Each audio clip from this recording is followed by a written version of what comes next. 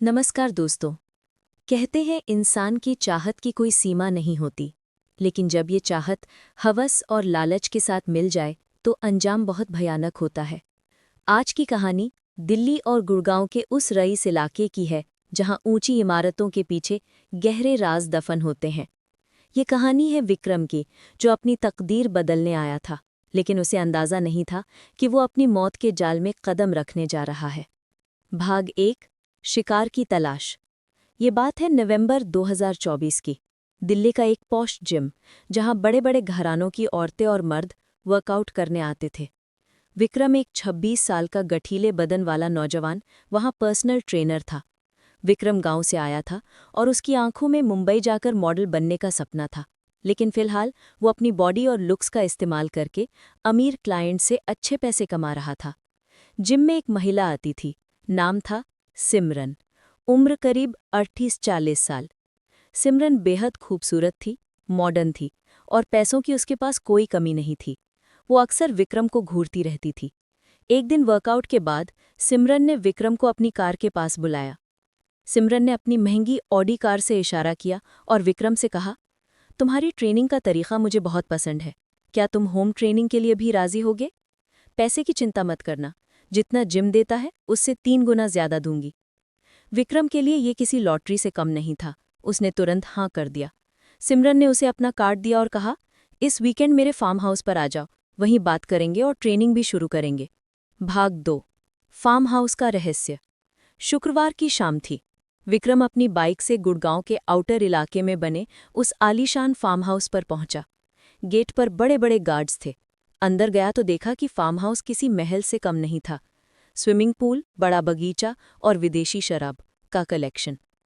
सिमरन ने विक्रम का स्वागत किया।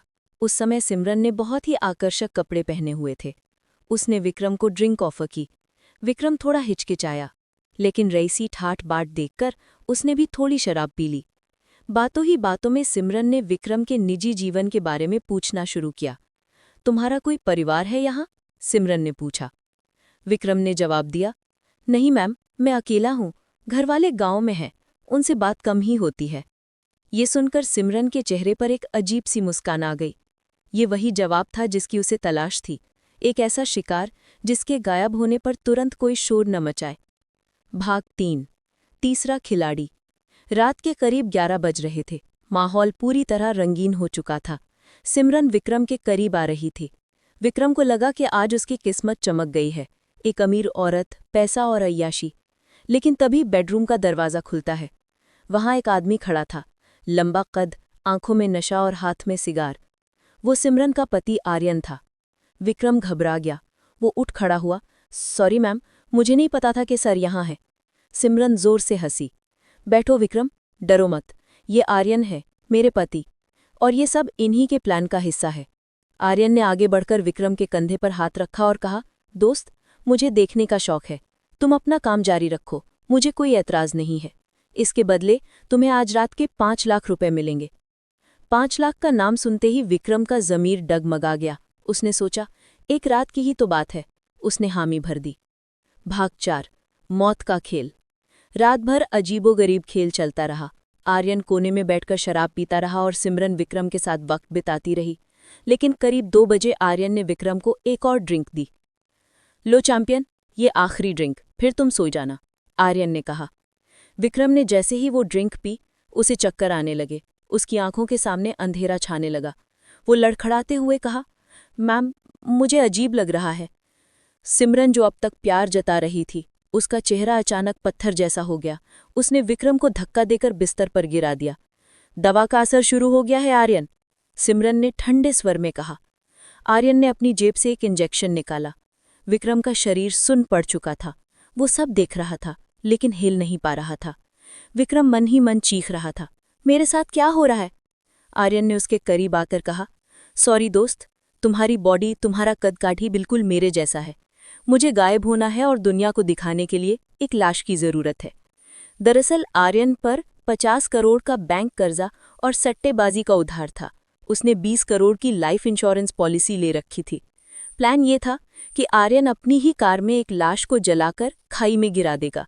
दुनिया समझेगी आर्यन मर गया। सिमरन को इंश्योरेंस का पैसा मिलेगा और आर्यन नई पहचान के साथ विदेश भाग जाएगा।